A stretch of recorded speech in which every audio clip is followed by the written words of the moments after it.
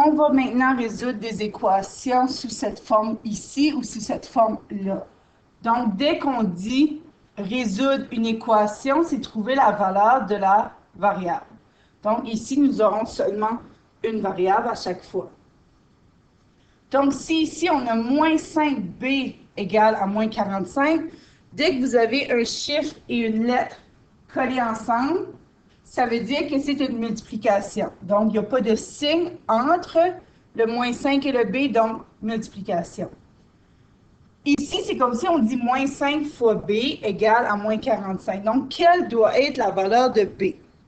Donc, il y en a, ça va être quand même relativement facile de voir qu'ici, b serait égal à 9 parce que moins 5 fois 9, ça fait moins 45.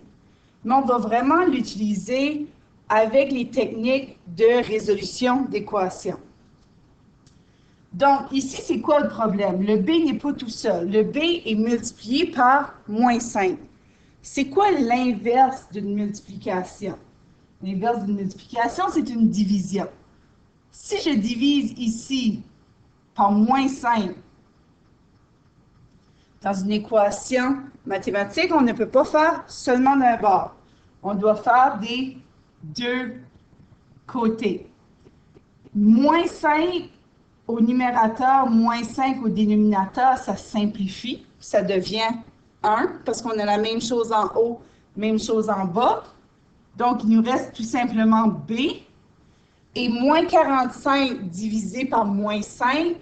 Donc, si les signes vous dérangent, vous avez juste à penser à 45 divisé par 5 qui donne 9. Et là, vous regardez les signes. J'ai un moins sur un moins. Donc, j'ai deux fois le même signe. Donc, ça donne un plus 9. On va maintenant poursuivre avec la deuxième équation. Donc, ici, on a n divisé par 3 égale à moins 7. Donc, encore une fois, dans votre tête, vous devez vous dire, j'ai un nombre qu'on divise par 3 qui doit être égal à moins 7. Donc, qu'est-ce que... Peut-être qu'il y en a qui vont voir directement que ça va être moins 21. Ça se peut que ça va être moins évident pour d'autres. Donc, qu'est-ce que le 3 fait au n?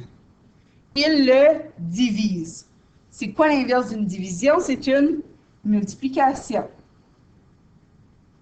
Mais si on fait quelque chose d'un bord, on doit le faire aussi de l'autre.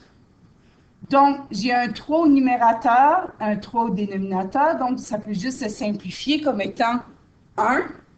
Donc, il me reste tout simplement n, moins 7 fois 3. Encore une fois, si vous n'aimez pas les signes, vous voyez que c'est égal à 21.